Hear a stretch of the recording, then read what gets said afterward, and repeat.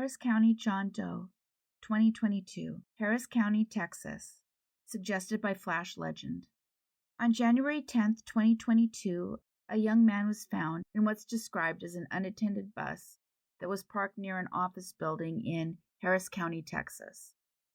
Flash suggested this case because it wasn't getting a lot of coverage.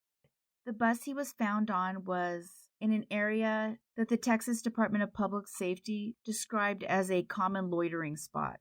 There are 2 postmortem photos if someone might know who he is. Obviously, I don't cover these on my videos. Also, sometimes YouTube shuts off my video comments when I mention the age because the goal is not to have kids get bullied, but obviously this is not that. So it's for that reason that I usually show some ages on the screen. He was just 112 pounds, which is 51 kilograms, and he was about 5'1", or 154 centimeters. He had on Adidas that were a size 6.5. If they're correct, this would place his date of birth as 2003 to 2009. His COD isn't listed, but it's noted that it was by his own hand. Because of his size, he was probably on the younger end of the ages that are given, which is just heartbreaking. He had a star shaved into the side of his head, and he had black hair and brown eyes. I don't know who did this photo, but I found it on Reddit, and it's based on the photos that I can't show you, and it's really well done. So huge props to whoever did this. I wish I could attribute it to a name. I've tried to do this on some postmortem photos myself, and I do not have the digital skills for that. So it's very cool that someone is doing this. The more these pictures get out there, the better the chance is of identification. The young man had recently had a haircut, so it's possible he had a home nearby and he wasn't living on the streets. At this point, they just need someone to come forward. And if it's the case that he wasn't here legally, just do it anonymously. No matter what, this young man deserves to be buried with his own name. If anyone's feeling hopeless, all you have to do is dial 988. That's it. They're open 24 hours a day, and it will transfer you to the nearest crisis line. There's no shame in reaching out for help. The Harris County John Doe has gone unidentified for just over a year. The Dallas County John Doe, February 1999. The Dallas County John Doe was found on the shoulder of a highway running through Dallas, Texas, on February 6, 1999. The authorities believe he'd been there for about 3 weeks, and he was found wrapped inside of a blanket. They believe he was 50 to 60, which would place his date of birth around 1939 to 1949. They believe he was a white man who was around 5'11" and 150 pounds. For those in other countries, that means he was around 180 centimeters tall and 68 kilograms. His hair was white and it was receding. He had no tattoos or scars. He did have a beard and a mustache. It's not specifically stated was from natural causes, but the weather in mid-January in Dallas around that time was -2 up to around 12 degrees Fahrenheit, which actually made records at the time. And this is about -18 to -11 Celsius. So it was really, really cold. So it's possible he succumbed to the temperatures, as there's no indication he even had a coat on. If anyone knows who he might have been, please call the number on the screen. The Dallas County John Doe has gone unidentified for 24 years. The Dallas County John Doe, 2002. This John Doe was found on December 12, 2002, when construction workers were surveying a work site at 6100 North O'Connor on the east side of Buffalo Road in Dallas, Texas. When the investigation team arrived, they had found 7 garbage bags, and the contents of those garbage bags were that of a human being. The bags were identified as shopping bags from Carnival food stores and Fiesta food stores. So I'm assuming by garbage bags they mean the small plastic bags that you usually get your food in.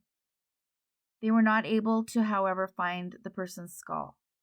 And the weird thing is they got yet another call 4 days later, and inside was the man's skull. There's a theory that it had been there and that it was dogs who had moved that final piece somewhere else. It was noted he had light brown skin and was uncircumcised. It appears that at this time only about 20% of men were uncircumcised in the U.S., though obviously that's a choice here and that's not necessarily consistent with the world. Circumcision is really common in the U.S. The man was perhaps 20 to 39 years old and was most likely a white male. He had straight black hair, and he was around 5'6", 120 to 140 pounds, or 167 centimeters, and 54 to 63 kilograms. They were unable to determine his eye color. This would mean his loved ones are searching for someone born around 1963 to 1982. And that is if the postmortem interval is 1 month, meaning he'd been there 1 month before he was found. Sometimes they're incorrect, and that would shift it back then. What is also unfortunate to me is that I was looking at Texas cases to highlight, and a lot of them don't have any sort of recreation at all. I've had a lot of complaints about using stock photos. So if you guys could just comment, do you want me to cover cases without pictures? I would have to use stock photos. I have to put something on the screen. I don't know how helpful it would be without a recreation anyway, but I just like to know what you guys want to see. As for this case, if anyone knows who the Dallas John Doe could be, please call the number provided.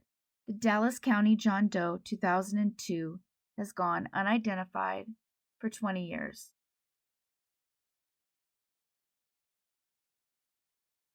Evelyn, Miami-Dade County, Florida. On December 27, 1973, someone who is only identified as her friend found our Jane Doe lying on her back in the residence where she'd been staying. It might be more clear to describe her as an acquaintance rather than a friend. As it turns out, the woman she was staying with didn't know her name, only that she'd been going by the name of Evelyn. Upon examination, they indicated she had short, curly black hair, brown eyes, and she was what they described as mildly obese. And this is their description, not mine.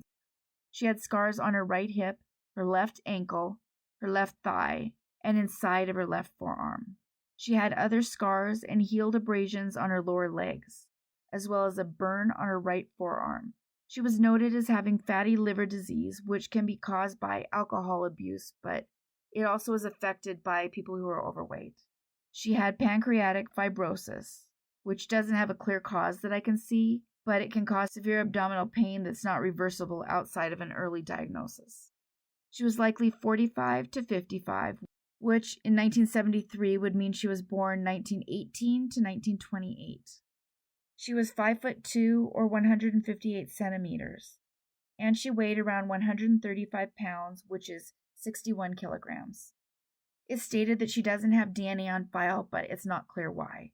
This always makes me concerned that there's some reason they can't exhume her, because usually by now there's preliminary DNA on file that can at least be put into CODIS. In so many of these cases, they lose where the person is buried, or they've lost the bones, or the person was cremated, although that doesn't happen as often.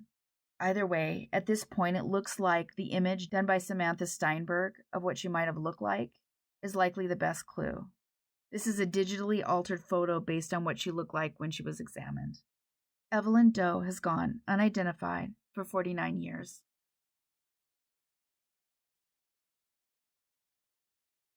The Grimes County Jane Doe, Iola, Texas, which is about an hour and a half away from Houston. A woman was found 41 years ago off the side of the highway. She was wrapped in a plastic bag that also contained a white rag. She was believed to be around the age shown on the screen. She was white or Hispanic and around 5'1" to 5'4", which is about 155 to 162 centimeters. She was around 110 pounds or 50 kilograms. She had probably been there since around 1978 to 1980, but wasn't found until October of 1981. So it's possible she was someone who went missing around 1976, or possibly even later, but obviously no later than October of 1981. So in this case, the postmortem interval is 1 to 5 years.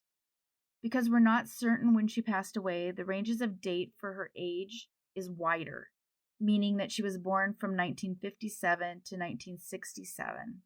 So when I do these dates, I have to figure in how long she was there. She likely went missing from 1976 to 1980, and they have already excluded the cases that you see showing on the screen right now.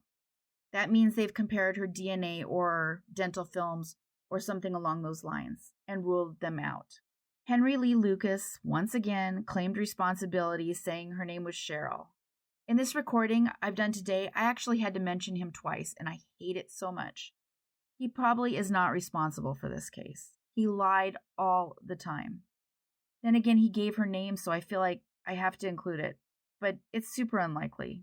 There's a claim that he's confessed to 600 cases, and he's responsible for under a dozen. He later on stated that number's 3, so I don't know. Likely her name is not Cheryl. She was right-handed and had either red or auburn hair, which is kind of a reddish-brown color. They knew that she'd received a lot of dental care. She had 13 fillings in her teeth. She had a $20 gold 1904 coin with her also, and that had been made into a ring. Although that ring was never authenticated, so it's possible it wasn't real. If anyone knows who she might have been, please call the number on your screen. The Grimes County Jane Doe has gone unidentified for 41 years.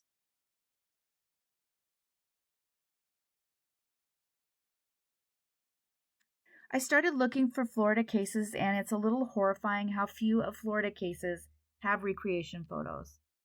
Those photos are something for family members to look at and possibly know, and for people like me, it makes it easier to cover the cases, which I assume is the same with the group who tweet or post on social media, trying to increase awareness about specific cases. One of the viewers, Blondie, reached out from halfway around the world to contact coroners in a few various cases here in the U.S., which was pretty cool since she's not even a U.S. resident. It got me thinking, these cases where there's no picture, it wouldn't hurt for people to pick a case they want to help and perhaps contact that coroner. I'm not suggesting hounding anybody, but even an email here and there might make a difference. It might keep it fresh in the minds of whoever saw the email, or if somebody passes it along. Maybe pushing to gain exposure wouldn't hurt. Tina, 1979, Miami, Florida. On September 4th, 1979, a woman was found in the parking lot at the Biscayne Garden Apartments. This was around 7:30 a.m., and she was located near a garbage dumpster. She was found only a few hours after she passed, and it was determined she'd been moved there from some other unknown location. She was known to many in the area, and they believed her to be a runaway from another state. Those questioned about her said she'd been using the name Tina, as well as the nickname Sheba. She also went by the alias seen here, Philoan S. Love. She had previously given her date of birth as June 3rd, 1961, and we know that at one time she'd been residing in an apartment complex in Hollywood, Florida. She had told somebody that her closest relative was someone named Ben Misa, and that he lived in Brooklyn, New York. She claimed she'd been a runaway from a home in Ohio, leaving that state 2 years earlier, meaning this was 1977 or perhaps before. But of course, it does appear she was giving different stories to different people, so it's hard to say which is true. They estimated her to be in her late teens to mid-20s, with a date of birth around 1954 to 1962. She had strawberry blonde hair and hazel eyes. She had noticeable acne and some old burns that were seen inside of each calf, which probably came from a motorcycle, meaning she had her legs near an exhaust pipe. They knew she'd been getting dental care, and she had fillings in some of her teeth. When she was found, she was wearing a white t-shirt and a yellow floral scarf, along with blue jeans. Her COD was asphyxiation. She was around 5'5" to 5'9", or 168 to 180 centimeters. She weighed 120 pounds, or 54 kilograms. They need people to come forward with information on who she was and or who took her life. You can always call in to any of these precincts without giving your name. If I don't include it, there will still often be an anonymous Crime Stoppers or other number. I usually try to include this, but sometimes I forget. Tina Doe has gone unidentified for 43 years. If you are at all interested in helping crowdfund John and Jane Doe cases, I've provided links to the DNA Doe Project and DNA Solves below. Both of those allow you to pick the cases you help fund.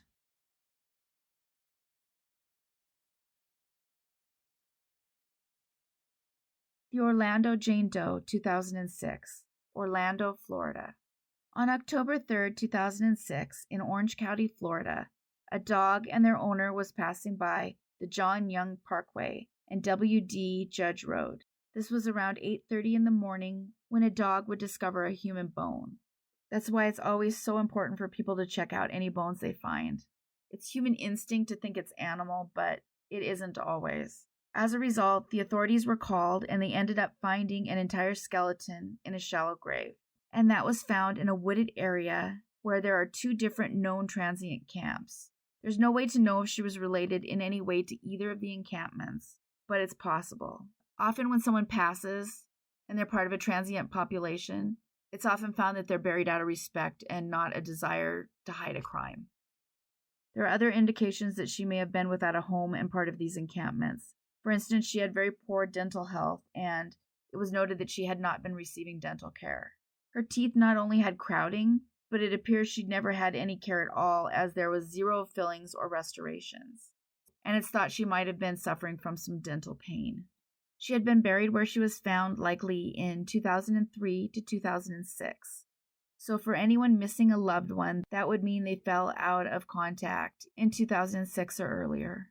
They believed her to be 30 to 50 years old, which possibly means a date of birth of around 1951 to 1979.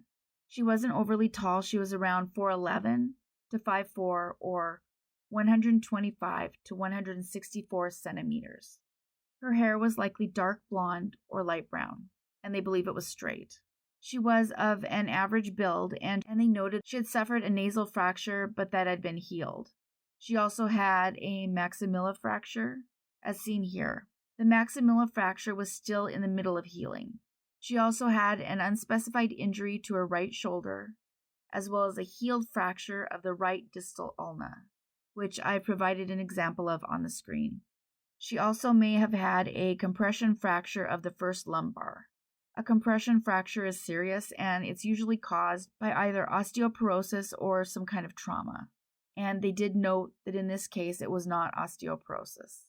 The lumbar injury would have most likely caused constant pain for her in the middle of her back. The number of these injuries likely point to domestic violence. Her COD is either undetermined or undisclosed, but it's entirely possible, based on these injuries, that more happened to her. This would, of course, also might apply to whether or not she was buried to hide something. Her DNA is listed as currently pending, although I'm not sure if that means they're planning on doing genetic genealogy. They might be processing it to upload it to CODIS. That's run by NamUs, which is the National Missing and Unidentified Person System. It's the first place DNA is run through. That DNA is a lot cheaper to obtain. They're the kind that can be used for genetic genealogy. Other than a light purple sweater in a size medium, nothing else was found with her. At least not that's been listed. The Orlando Jane Doe has gone unidentified for 16 years. The Miami-Dade County Couple, 1980, Miami, Florida. This one takes place in Miami-Dade County. A black male and a black female were found in the water off Miami Beach on March 30th, 1980. They believe that the female was 18 to 30 and the male was 40 to 50. Both had black hair and brown eyes. The man was noted as having a mustache. She was 5'4", which is about 162 centimeters, around 116 pounds, or around 52 kilograms. If she was 18 to 30, her date of birth would be around 1950 to 1962. She had nails that were painted red, and she was wearing a yellow skirt and a yellow, white, and blue blouse, as well as a white metal watch, hoop earrings, and a metal ring with a black stone. The man was 5'6", which is around 170 centimeters. He weighed 138 pounds or 63 kilograms. And this would place his date of birth for the family missing him as 1930 to 1940. He had on a yellow short-sleeved button-up shirt with what's described as burnt sienna colored pants. And for anyone who doesn't know, that's sort of an orange-red color. He had on bikini-style underwear, and on it was a pattern of chess figures. So chess was probably something he was interested in. Her DNA is available, However, they tried to process his and it was deemed insufficient for profiling. Hopefully, once she's identified, it will help identify him. The Miami-Dade Jane and John Doe, 1980, has gone unidentified for 43 years. Donna, 1971, Miami, Florida. On April 19, 1971, a woman was discovered buried at Southwest 195th Avenue and Old Cutler Road in Miami, Florida. She was most likely white or Hispanic and around 5'4" to 5'8", or 170 to 176 centimeters. They believe she was likely 18 to 25, and that would place the missing person's date of birth at around 1946 to 1953. Her bra was a brand named Belinda, which was manufactured in Cuba, so it's possible she has family there. She was wearing what's described as a shift dress, covered with pink, yellow, and green flowers. It also had buttons on the front, as well as a heavy knit multicolored cardigan sweater. She had brown hair and was described as heavyset. She had a deformity in the bones of her upper vertebrae, which may have affected the way her neck moved. When Samuel Little was arrested, he confessed to taking her life, and he said he placed her in a shallow hole in the ground. He's confessed in over 90 cases, and as awful as he is, much of what he said has eventually been proved true, which is why I feel like I have to mention him here. She is one of the drawings that he made, and when confessing, he said her name was Donna, or possibly Sarah, saying she was between 25 and 35. So if what he said is true, that would change her date of birth to 1936 to 1946. Donna Doe has gone unidentified for 52 years. Japanese Garden Girl, also known as the Watson Island Jane Doe, Watson Island, Florida. The Japanese Garden, which is where this case starts, is located on Watson Island in Florida. It's a beautiful location that was built as a tourist attraction. Locally, it was well known at the time for being a common place where romantic encounters would happen. Across the street from the gardens was an area of grass that ran through an access road. An employee was passing by and discovered on the grass a woman who had been hit by a car. This was on February 3rd, 1981. She was a young black woman whose age range is what you see on the screen now. She was given the nickname of Japanese Gardens Girl, and they are looking not just for her name, but as for who hit her. Her injuries were pretty bad, and she'd been drugged by the vehicle. She was barefoot and only partially clothed. Her jeans and high heels were found in a different location on the island. The authorities would eventually conclude that she was thrown out of a vehicle prior to being drugged and then run over, so it wasn't an accident. There were actually a lot of different injuries that were inflicted by this event. How it all ties together, though, is questionable. For instance, some have suggested her injuries could be from a second vehicle, although that seems pretty unlikely. She was run over twice, though, so it's entirely possible it was two different vehicles. They aren't sure if she was a victim of SA, and they say it's possible she was a working girl, suggesting she might have upset a client. I don't like that because it feels like it's blaming her. They've shifted her age twice, at the midpoint for a teen. Sorry, I can't say it or YouTube shuts off my comments, but it originally started if you took away 3 years from the midpoint of a teen as the lowest age. Sorry to talk in code. If they shut off my comments, it tanks the whole video. And there's no way to protest, even though the reason they do it has to do with bullying. It doesn't actually apply to my channel. My listing of the possible dates of birth are now based on the updated range, which you can see on the screen right now. That would make her date of birth around 1961 to 1969. And it's believed she was on the younger end. She was just 5'2" or 158 centimeters tall, and just 90 pounds or 40 kilograms. It's possible the people missing her might be missing someone older, and it's just not known for sure, and it was guessed as being younger because of her size. The young woman had brown eyes and medium-length brown hair that was described as kinky with bleached streaks. Though some of those accounts differ, and no one knows for sure because a lot of the paperwork on this case was lost. It's noted that it's possible that she had pink highlights in her hair rather than bleach blonde streaks. Her eyebrows are described as arched, saying they were either styled or painted on. And I'm sure your first thought is like mine, is you can tell the difference between styled and painted on.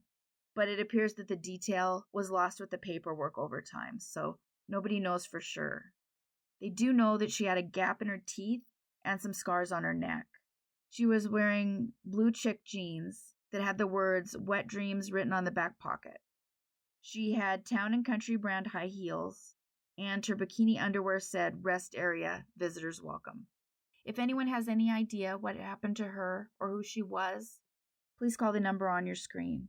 The Japanese garden girl has gone unidentified for 42 years. The Miami-Dade County Jane Doe, January 1988. This case just states she was found in Miami, Florida, in a vacant lot underneath a trailer. They don't indicate what kind of trailer it was or how long it had been there, so whether it was something on wheels that could be moved, like a truck or a fifth wheel, or if it was under a single or double wide actual trailer, I don't know. But either way, whatever it was had been abandoned on the property, and it's possible somebody else had lived in it once. And just my own thoughts, if it was an actual double wide trailer, it could have had skirting that would hide someone. Why this matters is there's no post-mortem interval given at all, and it's listed in a way I've not actually seen before. So this makes it impossible to know when she was born or when she went missing. They don't normally leave that out as they did here, especially since she was skeletal and found in January of 1988. So obviously she went missing in 1987 or earlier. But unfortunately, this is the case with a lot of them where they don't have a lot of information that was retained regarding finding the Jane or John Does. So unfortunately, this is one of those that was lost over time. And of course, by the time it was entered into NamUs in 2017, nearly 30 years had passed. We do know she was white and had mostly gray hair with some light brown, possibly placing her between the ages of 40 and 60. But with the lack of idea about how long she was there, it's just a guess that her date of birth was 1928 to 1948. It's possible it's earlier than that. But this is the latest she could have been born, if those age estimates are right. They believe she'd given birth to at least one child, so it's possible there's a son or a daughter out there looking for her. She also had prior abdominal surgery, which they list as likely being the removal of her gallbladder. She was probably around 5'3" or 162 centimeters. Her COD isn't listed, but the fact she was underneath the trailer might indicate some sort of foul play. If you know anything at all about this case or who she might have been, please call the number on your screen. The Miami-Dade County Jane Doe, 1988, has gone unidentified for 35 years. The Maitland John Doe, 1996. Maitland, New South Wales, Australia. Shout out to Four Wing Sweepa, who's been here since the beginning and been very supportive, like so many of you, so thank you. And in this case, he asked me to find some Australian cases, and I did. In this case, the Maitland John Doe is described as being located on April 27, 1996, in Maitland, New South Wales, Australia. But it doesn't specifically specify where he was found or how that came about. They do state that he was likely to have passed during winter of 1995, which in Australia is June through August, but it could have happened the previous winter of 1994. He had long, wavy, ginger-colored hair, beard, and eyebrows. He was described as wearing an olive green sloppy Joe over a black jumper with a pocket on the front of the vest. He also had on olive green tracksuit pants over the top of green Amco jeans with an 84-centimeter waist. So there seems to be 3 layers of pants. I imagine this points to him not having a home. I did also need to look up the sloppy Joe. So for those of us in America, it appears similar to overalls. It also appears in Australia what they call a jumper is what we refer to as a sweatshirt. It's estimated he was 28 to 45. So factoring in his postmortem interval of up to 2 years, that would mean his family is missing someone who was born from 1949 to 1967. He was around 169 to 177 centimeters. That would mean he was around 5'6" to 5'10". The Maitland John Doe has gone unidentified for 27 years.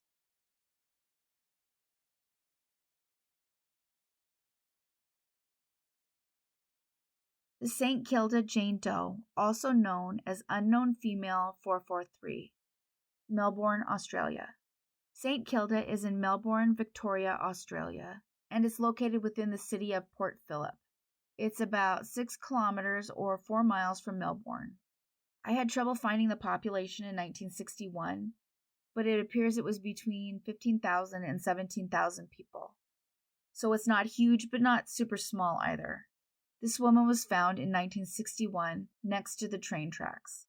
What is so odd about this case is that it lists her age as 55 but no range, so they don't know who she was or even her name, so I'm not sure why they settled on one age only.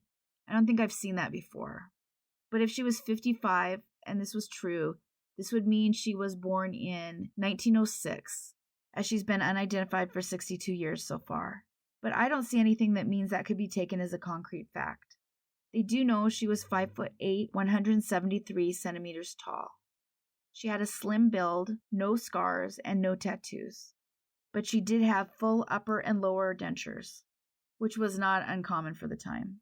It's believed she passed due to natural causes, although it's a little sketchy as to what the actual cause itself was. They did note she had a really high concentration of alcohol in her blood. That, and given where she was found, it's possible she had no home. That said, she was dressed up in a black skirt and a red and white blouse, as well as a red cardigan and a dark gray overcoat, as well as black dress shoes. So to me, that doesn't fully read as homeless. It's also odd to have someone who was dressed up and was probably out at a public event to not be identified or maybe reported missing.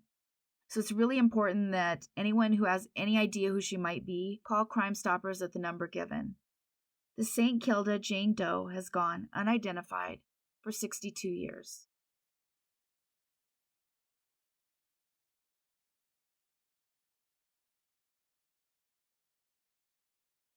The Penrose John Doe, Penrose, New South Wales, Australia. On February 21, 1997, a man and a woman stopped at a public rest area in the southern area of the Hume Highway at Penrose. It was here that they noticed what appeared to be a person in Paddy's River. When authorities arrived, it turned out that it was an unclothed male, and someone had tried to weigh him down unsuccessfully. The top portion of him, however, was missing. They did actually find the missing portion of him later in a shopping bag at Salt Pan Creek, and both parts were found almost around the same time. I'm not quite sure how far apart the parts were found, but it looks like it's about 123 kilometers or 76 miles, so a pretty good stretch. They did later compare the DNA to confirm that both parts were from the same person.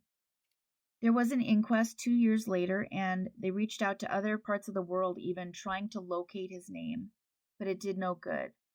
The COD was determined to be asphyxiation, and they believe this happened in the same month that he was found. His dental records suggest he may not have grown up in Australia, which is why they reached out wider in hopes of identifying him. DNA phenotyping showed he was Caucasian, and they determined he was 180 centimeters or around 5'9". He weighed 86 kilograms, which is around 190 pounds. They believed him to be between 30 and 40 years old, and that would mean he was likely born between 1957 and 1967. At one time, there was a huge reward of $500,000 for information leading to identification of either him or the person responsible for taking his life. I can't say, however, if it's still valid. Often it's pledged money, and the pledge expires, but I can't confirm it one way or the other. It looks like the reward stems from the 25th year of unidentification in 2022, so it might still be good. That's honestly the largest reward I've ever seen, so kudos to Australia. They issued a plaster recreation, which they used as a basis to create a computer recreation. They also issued a photo of his tattoo, which is very distinct and is clearly a letter A. This case has an alert on some sites saying there is a postmortem photo, so if anyone goes to look, just a heads up, it's only a photo of the tattoo, which is the same one I have shown here, although my copy removes the background, so it's not disrespectful to the person or to the viewer. The police thought the tattoo may have indicated a gang or some other specific meaning, but they couldn't ever pin anything down. Detective Superintendent Doherty commented that it's unusual for such a large reward for a case, but he would go on to explain that the police had exhausted all other leads and are desperate for information. If you know anything, please call the number on the screen. The Penrose John Doe has gone unidentified for 26 years.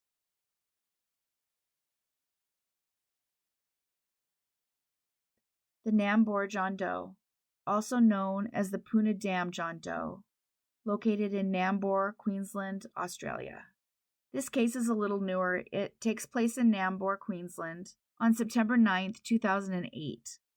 In 2016, there were around 11,000 people in this area, so it was probably less in 2008, but maybe not by much.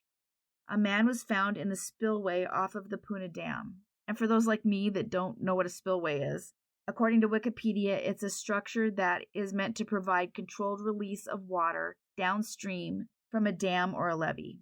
In some countries, they are known as overflow channels. It appears this was accidental and he was not a victim of foul play.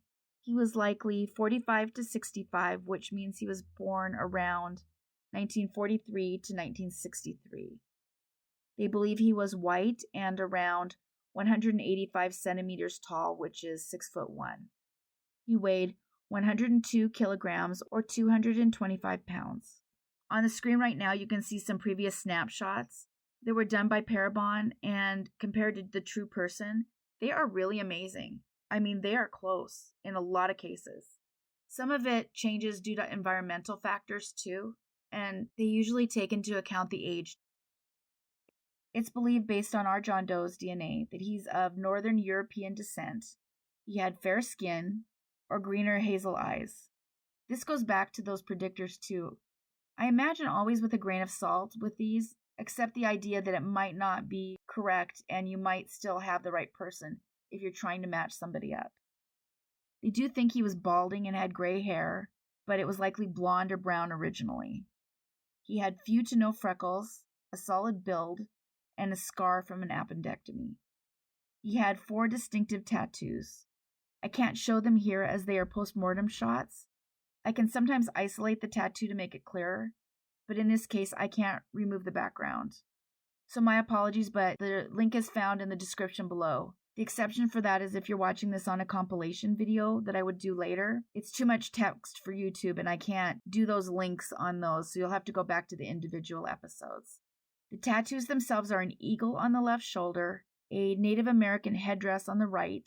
He had a warrior or a gnome also on his right shoulder, as well as a shark on one of his upper arms.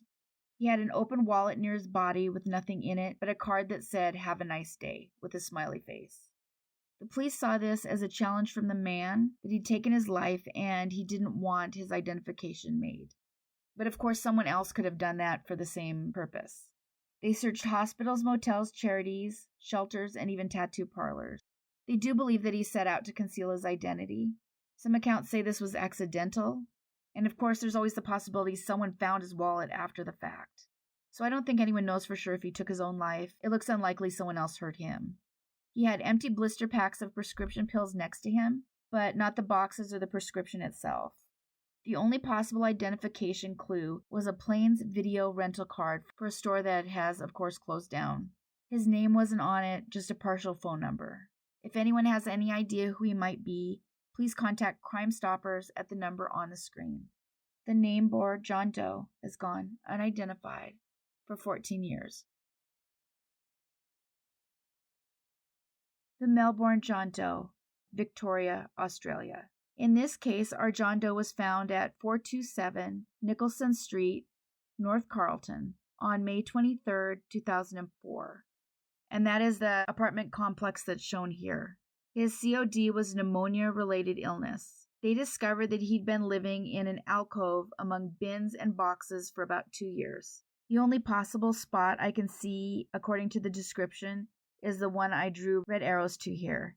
They said he would leave early on a city-bound tram at 9:30 every morning and return each night around 6:30 p.m.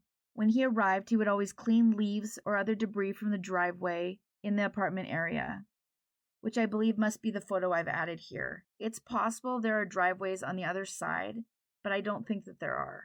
This specific area is off the alley. It appears he was perhaps trying to do his part and be neighborly in order to stay in the alcove. It doesn't appear he bothered anyone or that anyone was reporting him. Whatever he had going on, people would greet him, but he either couldn't or didn't speak.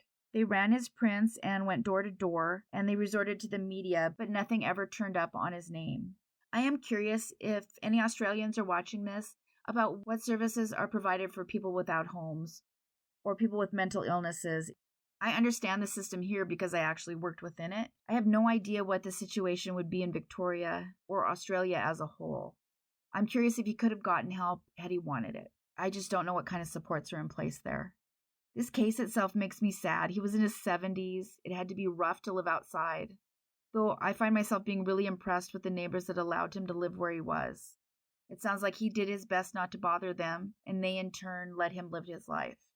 The man himself was short of stature, around 160 centimeters tall, which is 5'3", and despite the depiction here of him with a beard, it says he was clean-shaven. He was wearing a brown leather jacket. They noted that he was balding with white hair, so his date of birth was probably somewhere around 1925 to 1934. If you have any idea who he was, call the number on the screen. The Melbourne John Doe has gone unidentified for 18 years. The Sydney John Doe, 2001, Sydney, New South Wales, Australia. This John Doe story starts in 2001. This is another one that unfortunately sounds a lot like the beginning of an episode of Bones or Law and Order, where people always seem to find others in a shocking way. And in this case, children who are playing at the reserve on Meredith Crescent in Sydney's St. Helena Park. A child would accidentally trip over a skull and then bring it home to his parents, probably not believing it was real or what it appeared to be. Thankfully, however, they did the right thing and they called the police, who then returned to the area to look for the rest of the man. They believe he was around 166 to 174 centimeters, which is probably 5'5" to 5'8". He was probably 35 to 45. So the biggest surprise is that the post-mortem interval is likely 16 to 21 years. He'd been there quite a while. It's important to remember these are always estimates, but if they're right, he would have gone missing around 1980 to 1985, which would then push his date of birth back to around 1935 to 1950. They also uncovered a gold bracelet and evidence of foul play in the form of what I'll just call a metal casing, since I don't know what I can get away with saying on YouTube. It does sound like there were actually multiple found. They also found some men's clothing, but there's not any official COD.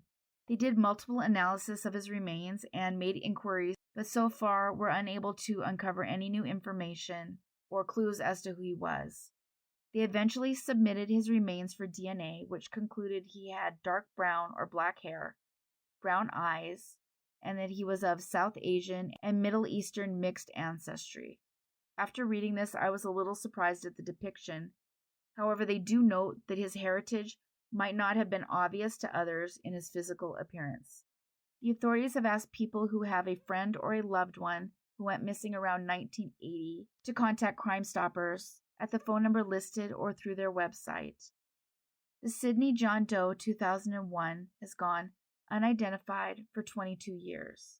His family, however, has likely been missing him for as many as 43 years.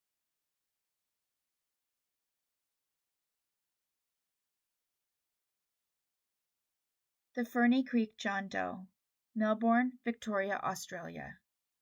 On March 18, 2006, a man was found in the Dandenong Ranges National Park in Melbourne, Victoria. His COD, however, was inconclusive.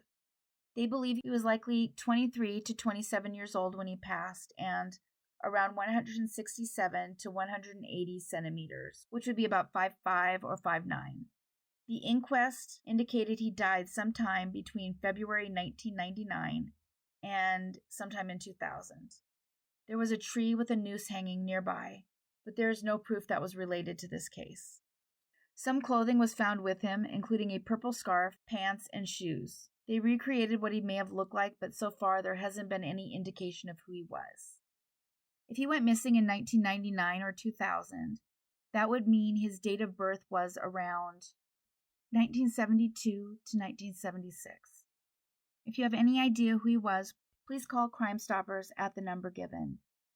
The Fernie Creek John Doe has gone unidentified for 17 years.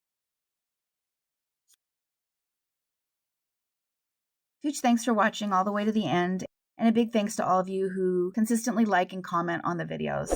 Whether you leave a full comment or an emoji, it makes a huge difference. So if you consistently watch my videos, maybe take a moment to subscribe. It's a huge push toward the videos being suggested to new people. The next goal is 20,000. Thanks everyone for watching. Take care of yourselves and each other.